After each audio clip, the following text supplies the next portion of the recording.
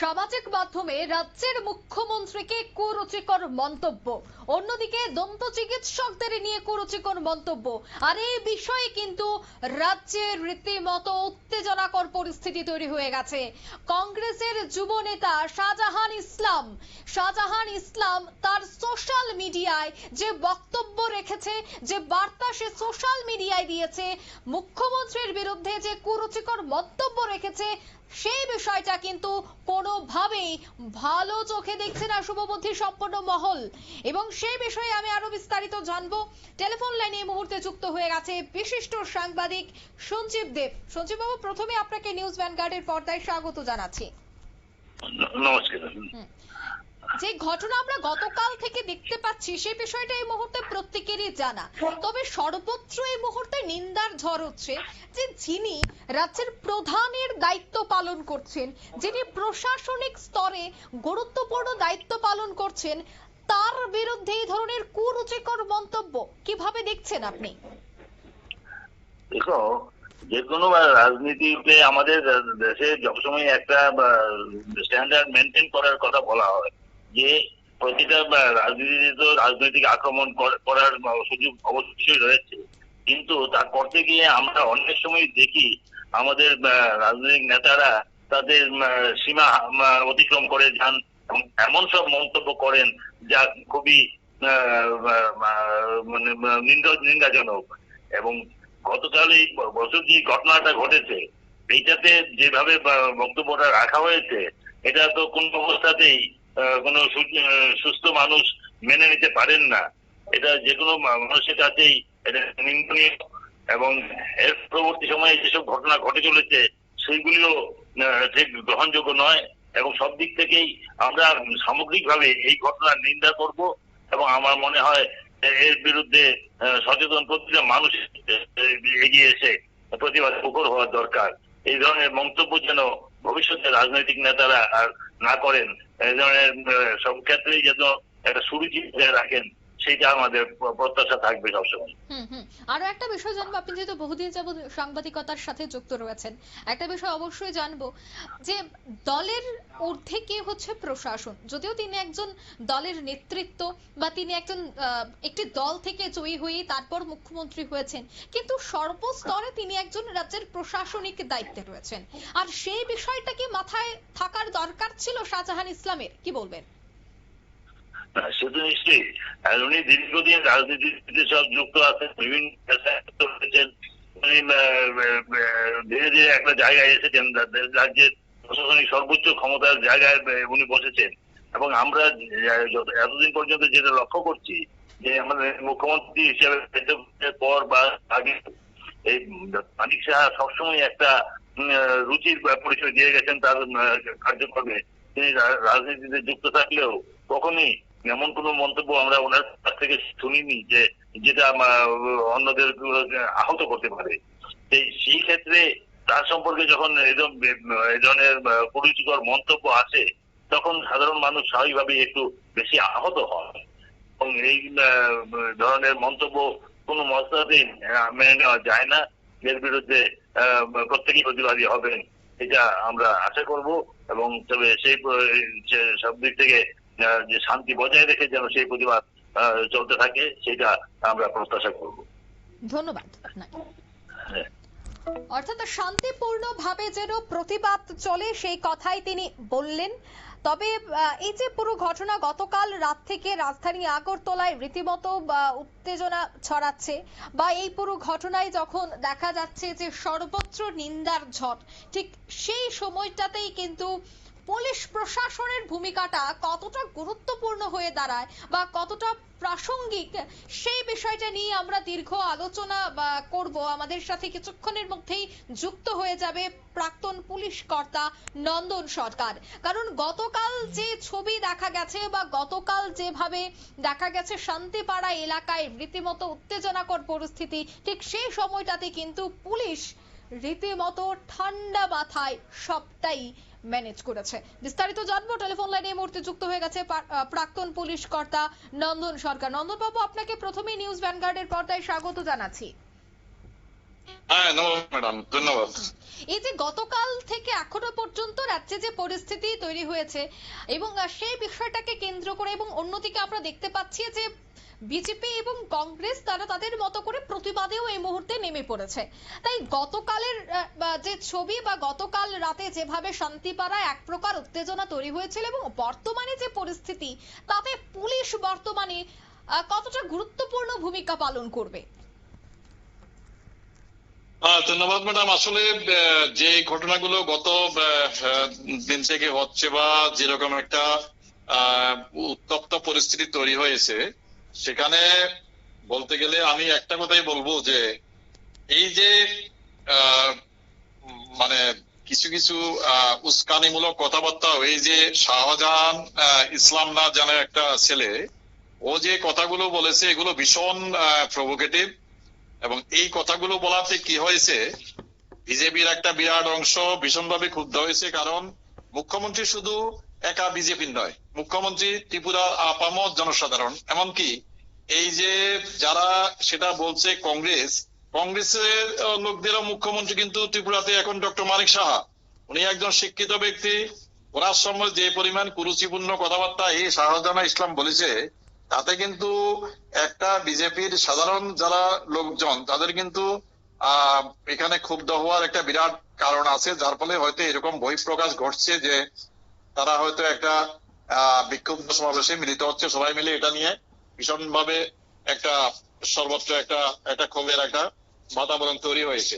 পুলিশের যে কথা বলছি, পুলিশকে এখন দেখতে হয় মিনিমাম ড্যামেজ ম্যাক্সিমাম বেনিফিট কোথা থেকে আসে, অর্থাৎ কিভাবে জিনিসটা শেষ করলে দোষী যারা আছে তারাও শাস্তি পায়, একই সঙ্গে রাজ্যে যে শান্তি শৃঙ্খলার একটা বাতাবরণ সেটাও যাতে অক্ষুণ্ণ থাকে এবং যাতে এটা এসকালেট না হয়, অর্থাৎ ডিএসকালেশনের জন্য যা যা করা দরকার সেটা কিন্তু পুলিশের সবসময় করছে এবং করবে। এবং পুলিশের শুধু থানার ওসি বা এসডিপিও নয়, এইসব ব্যাপারগুলো ডিল করে অনেক হাই লেভেলে পুলিশ হেডকোয়ার্টার সেখানে জড়িত থাকে। তো সেটাতে একটা সুনির্দিষ্ট চেইন অফ কমান্ডে কাজ করে পুলিশ, সেখানে বিভিন্ন ইনস্ট্রাকশন আছে কিভাবে কত দ্রুততার সাথে এই ঘটনাকে মিনিমাইজ করা যায়, শান্তি শৃঙ্খলা সম্প্রীতি ফিরিয়ে আনা যায়। কিন্তু এই যে ঈদের যে বিভিন্ন জায়গাতে যে এই যে কোরবানি, সেটা কোরবানি হোক আর যাই হোক, যদি কোনো ধর্মীয়, আমি যেটা বলছি, যদি কোনো ধর্মীয় কেউ যে একটা প্র্যাকটিস, রিলিজিয়াস প্র্যাকটিস যদি আরেকটা ধর্মকে হার্ট করে, আমি বলি যে সেটা একটা প্লুরালিস্টিক সোসাইটিতে সেটা কিন্তু করা উচিত নয়। যাই হোক না কেন, কে লিখেছে, কোথায় লিখেছে, কোরবানির মিনিং কি, ডেফিনেশন কি, কোরবানি কে, সেগুলো তর্ক করতে গেলে রাত পেরিয়ে যাবে। কিন্তু আমি যতটুকু জানি কোরবানির মিনিং এটা নয় যে গরু জবাই দেওয়া বা ওই জবাই দেওয়া সেই জবাই দেওয়া। কোরবানির মিনিং হলো নিজের যে ভিতরে যে পাপ আছে বা নিজের প্রিয় জিনিসটাকে ওইখানে যে সুপ্রিম গড আছে ওনার কাছে স্যাক্রিফাইস করা। তো সেগুলো না করে এগুলো ভাবে অন্যায় ভাবে এগুলো, তো স্বাভাবিকভাবে একটা জায়গায় যদি আমরা যে যারা এখন একটা ধর্মের লোক হয়তো একটা জিনিসকে নিজেদের মাতৃপ্রতিম হিসেবে ভালোবাসে, সেখানে যদি আরেকটা ধর্মের লোক তাকে এদের সামনে করে, সেখানে আইন কানুন ল অ্যান্ড অর্ডার কোনো কিছুই বাদ মানে না, অর্থাৎ এগুলো তখন কোনো কিছুই কাজ করে না। তখন এটা যে এই যে ডিপ সেন্টিমেন্ট কাজ করে, তো সেটাকে দাম দেওয়া, এটাকে মূল্য দেওয়া কিন্তু প্রত্যেকটা ধর্মেরই উচিত। যে আমি এমন একটা কাজ করবো না, যদিও বা আমার ধর্মে বলি বিধান আছে, তো আমার ধর্মের বিধান আছে সেটা পরের কথা, কিন্তু আরেকটা ধর্মে তুমি হার্ট করে দেওয়া আর তারপরে যেটা যখন বন্ধ হচ্ছে হচ্ছে তখন তুমি বড় বড় কথা বলছো। তো সেটা একমাত্র ভারতবর্ষেই সম্ভব, এখানে অন্যান্য দেশে হয়তো এটা সম্ভব নয়। কারণ আমাদের এখানে অতি হাইপার ডেমোক্রেসি আছে, এখানে সবাই সবকিছু বলতে পারে, এখানে প্রধানমন্ত্রীকে গালিগালাজ করতে পারে, মুখ্যমন্ত্রীকে গালিগালাজ করতে পারে, তারপরেও কিছু হয় না। কথা বলার অধিকারটা যেটা বলা আছে সেটা সাংবিধানিক অধিকার, আর্টিকেল 9 যেটা আছে সেটা কখনো অ্যাবসলিউট নয়। অ্যাবসলিউট কাউকে দেয়নি কাউকে বকাবকি করার। মুখ্যমন্ত্রী সারা ত্রিপুরার মুখ্যমন্ত্রী, উনি একটা ডাইনামিক শিক্ষিত লোক, ওনাকে এইভাবে বলাতে কিন্তু ভীষণভাবে ক্ষুব্ধ হয়েছে বিজেপি লোকজন, সেটা কিন্তু অস্বাভাবিক কিছু নয়। সেই বিষয়টা আমি বলছিলাম, এই যে হাতে মুঠোফোন পাওয়া মানেই সোশ্যাল মিডিয়ায় যে কোনো কিছু বলে দেওয়া, কারণ এর প্রভাবটা তো বড়সড় ভাবে পড়তে পারে, কারণ এই সোশ্যাল মিডিয়াতে লক্ষ লক্ষ কোটি কোটি মানুষ যুক্ত থাকে, যেখানে মুহূর্তের মধ্যে যে কোনো বার্তা ছড়িয়ে পড়ে। তাই যারা ইউজার্সরা রয়েছেন বা যারা এই ধরনের বক্তব্য রাখেন, তারা হয়তো বা একটি মুঠোফোনে বসে বক্তব্য রেখে দেন বা তারা তাদের প্রতিক্রিয়া দিয়ে দেন, কিন্তু সেই জায়গায় এর যে প্রভাবটা তা যে গোটা সমাজে মুহূর্তের মধ্যে ছড়িয়ে পড়তে পারে এবং তার যে একটা বিরূপ প্রতিক্রিয়া তৈরি হতে পারে, সেই বিষয়টা নিয়েও ভাবা দরকার। কি বলবেন?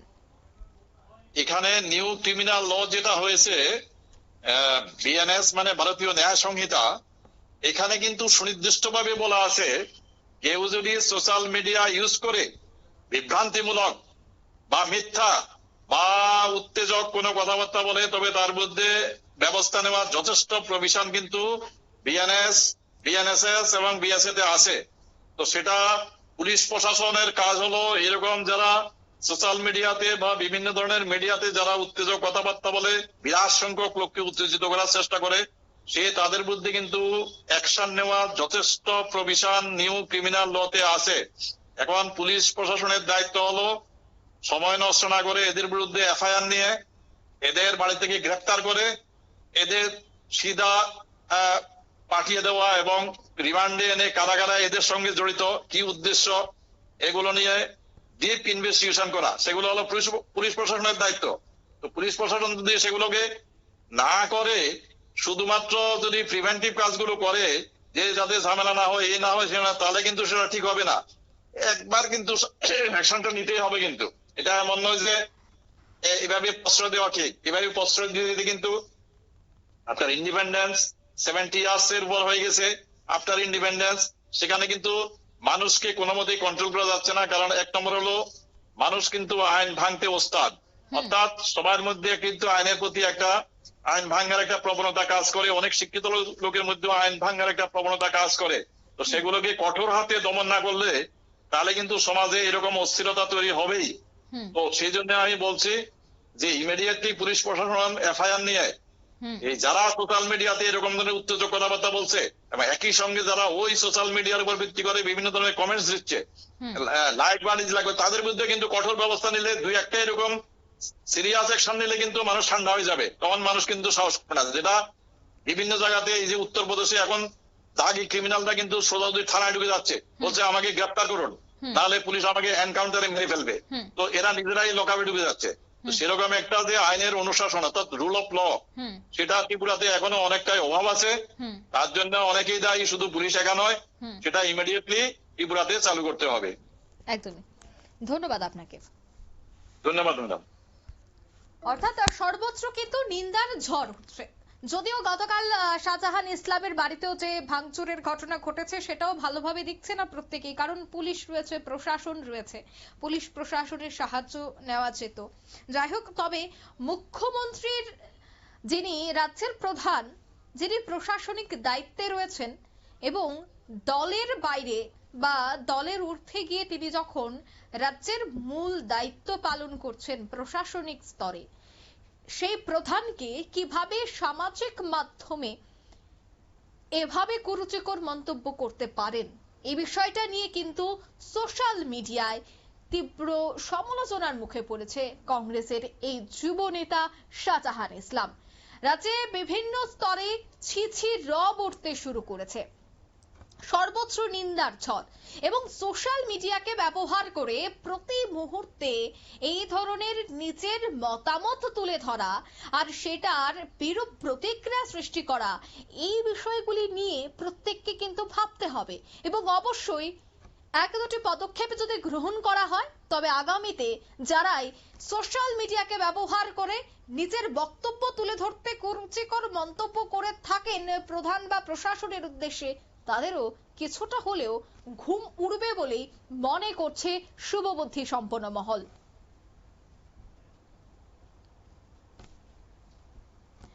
আপনারা যে ছবি দেখতে পাচ্ছেন তা হচ্ছে কংগ্রেস ভবনের সামনে, কারণ আজ বিজেপির প্রতিবাদ মিছিল বেরিয়েছিল। বিজেপি মুখ্যমন্ত্রীকে এই কুরুচিকর মন্তব্যের প্রতিবাদ জানিয়ে এই বিক্ষোভ মিছিলটি তারা সংগঠিত করে এবং কংগ্রেসের বিশেষ করে যারা এই কুরুচিকর মন্তব্য করে তাদেরকে গ্রেফতারের দাবিতেই আজ বিজেপির পক্ষ থেকে এই বিক্ষোভ মিছিলের আয়োজন করা হয়। যদিও কংগ্রেস ভবনের সামনে প্রচুর সংখ্যক সেখানে নিরাপত্তা ছিল, কোনো ধরনের যেন অপ্রীতিকর ঘটনা না ঘটে এবং শান্তিপূর্ণভাবে যেন এই বিক্ষোভ মিছিলটি সম্পন্ন হয় বা বিক্ষোভ মিছিলটি চলে, তার জন্য কিন্তু পুলিশ আজ কাল রাত থেকেই দেখা গেছে কঠোর নিরাপত্তা এবং কাল রাত থেকেই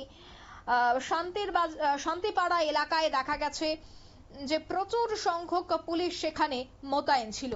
তবে গতকাল শাহজাহান ইসলামের যে বক্তব্য ছিল সেই বক্তব্যের মধ্যে দন্ত চিকিৎসক নিয়ে তিনি এক বিস্ফোরক মন্তব্য করেছিলেন। আর এই দন্ত চিকিৎসকের বিস্ফোরক বক্তব্য নিয়ে এবার কিন্তু দন্ত চিকিৎসকরাও ক্ষেপে উঠেছেন। দন্ত চিকিৎসকদের বক্তব্য হচ্ছে অপমান করেছে কংগ্রেসের এই যুব নেতা শাহজাহান ইসলাম। দন্ত চিকিৎসকদের কাজ নিয়ে তিনি শাহজাহান প্রতিনিয়ত অপমান করছেন বলেই অভিযোগ। সে বিষয়ে আমি কথা বলবো। আমাদের সাথে এই মুহূর্তে যুক্ত হয়ে গেছে দন্ত চিকিৎসক ডাক্তার তমগ্ন দাস। প্রথমে আপনাকে নিউজ ভ্যানগার্ডের পর্দায় স্বাগত জানাচ্ছি। নমস্কার, নিউজ ভ্যানগার্ডের সকল দর্শক বন্ধুদের আমি নমস্কার জানাচ্ছি। গতকাল শাহজাহান ইসলামের যে বক্তব্য সোশ্যাল মিডিয়ায় ছিল সেই বক্তব্যে একদিকে তো অবশ্যই রাজ্যের মুখ্যমন্ত্রীকে নিয়ে কুরুচিকর মন্তব্য করেছে, কিন্তু অন্যদিকে দন্ত চিকিৎসকদের নিয়েও তিনি বিস্ফোরক মন্তব্য করেছেন। তিনি দন্ত চিকিৎসকদের প্রফেশন এবং তাদের কাজ নিয়ে পর্যন্ত বিস্ফোরক বক্তব্য বা বিস্ফোরক বার্তা দিয়েছেন সোশ্যাল মিডিয়ায়। কিভাবে দেখছেন আপনি একজন দন্ত চিকিৎসক হয়ে বিষয়টি? দেখুন, একজন দন্ত চিকিৎসক হিসাবে আমি এতটুকু বলতে পারি, উনি আমাদের রাজ্যের মাননীয় মুখ্যমন্ত্রীর বিরুদ্ধে যে কথাগুলো বলেছেন সেগুলি খুবই নিন্দনীয় ব্যাপার।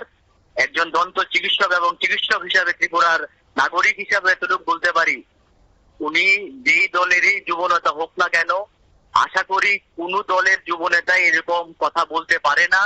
এবং আমাদের মাননীয় মুখ্যমন্ত্রী ত্রিপুরাকে যেইভাবে এগিয়ে নিয়ে যাচ্ছে এবং যে ডেভেলপমেন্ট জিনিসগুলো করছে, এবং উনি বারবারই দাঁতের তোলার বিষয়টা বলেছেন, তো আমি আপনার চ্যানেলের মাধ্যমে ওনাকে একটা প্রশ্ন করতে চাই, যদি এতই সোজা হয়ে যায় দন্ত চিকিৎসক হওয়া, তাহলে আপনি কেন হলেন না? এবং আমি বিগত দিনেও দেখেছি আরেকটা রাজনৈতিক দলের নেতা দন্ত চিকিৎসকদের নিয়ে একটা কুরুচিকর মন্তব্য করেছেন। আমি জানি না দন্ত চিকিৎসকদের বিরুদ্ধে কেন এসব কথা ওরা বলছেন, বাট আমি এতটুকু আশাবাদী আগামী দিনে আমরা এসব মানুষদের কড়াকড়ি ভাবে জবাব দেব এবং আমরা সবাই এক আছি। আমাদের বিকাল 4 ঘটিকায় আজকে ইন্ডিয়ান ডেন্টাল অ্যাসোসিয়েশন ত্রিপুরা ব্রাঞ্চের তরফ থেকে আমরা একটা প্রেস রিলিজ জারি করেছি এবং আমরা তার তীব্র প্রতিবাদ জানাই। এবং সাথে ভাবে আমি এই দলের যিনি যুবনেতা যেই কথাটা বলেছেন আমাদের মাননীয় মুখ্যমন্ত্রী এবং দন্ত চিকিৎসকদের বিরুদ্ধে, সেটার জন্য ওনাকে তীব্র শিক্ষা জানাই এবং ওনাকে অতি সত্বর গ্রেফতার করার আমি দাবি জানাই। অন্যদিকে ক্ষমা চাওয়ার দাবি কি আপনারা জানাচ্ছেন?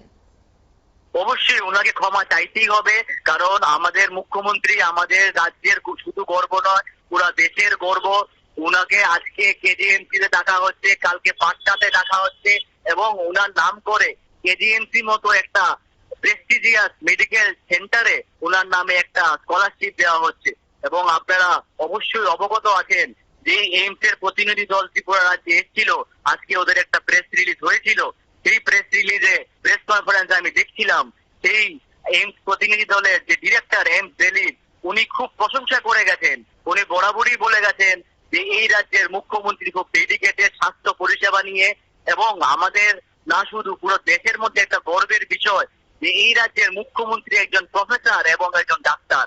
তো সেই মোতাবেক যদি আমি ভাবি যে এই রাজ্যের নাম উনি কিভাবে পুরো ভারতবর্ষে ছড়িয়ে দিচ্ছেন, সেটাতে করে আর কিছু আমার মধ্যে বলার নেই। আমরা তীব্র ধিক্কার জানাচ্ছি এবং উনার আমাদের ডেন্টাল ফ্যাটার্নিটির কাছে শুধু সামাজিক ভাবে নয়, প্রেস কনফারেন্স করে উনার ক্ষমা চাইতে হবে, না হলে আমরা সবাই একসাথে আছি। আগামী দিনে আমরা ভাববো, আমাদের এক্সপ্রেশন ভাববে কি করার কি না করার। একদমই। অসংখ্য ধন্যবাদ আপনাকে। ধন্যবাদ। ইন্ডিয়ান ডেন্টাল অ্যাসোসিয়েশনের পক্ষ থেকে আজ একটি সাংবাদিক সম্মেলন করা হয় এবং এই মুহূর্তে চিকিৎসক যিনি আমাদের সাথে যুক্ত ছিলেন তিনিও কিন্তু স্পষ্ট বলে দিয়েছেন যে আগামী দিনে বড়সড় পদক্ষেপ গ্রহণ করা হবে যদি কোনোভাবে বা যদি শাহজাহান ইসলাম ক্ষমা না চায় এবং সাংবাদিক সম্মেলন করে সবটা বিষয়ের উপর যদি কোনো ধরনের প্রতিক্রিয়া না দেয় তবে কিন্তু আগামী দিন অ্যাসোসিয়েশন ডেন্টাল অ্যাসোসিয়েশনের পক্ষ থেকেও বড়সড় ব্যবস্থা গ্রহণ করা হবে। কেন দন্ত চিকিৎসকদের নিয়েই বারবার কংগ্রেসের পক্ষ থেকে এই ধরনের অভিযোগ উঠে আসে? কেন এই দন্ত চিকিৎসকদের নিয়ে কেন এই অপমানজনক বক্তব্য, তা নিয়েই কিন্তু এবার প্রতিবাদে সামিল হয়েছে দন্ত চিকিৎসকরা। নিয়ে নিচ্ছে ছোট্ট একটি বিজ্ঞাপন বিরতি, সঙ্গে থাকুন।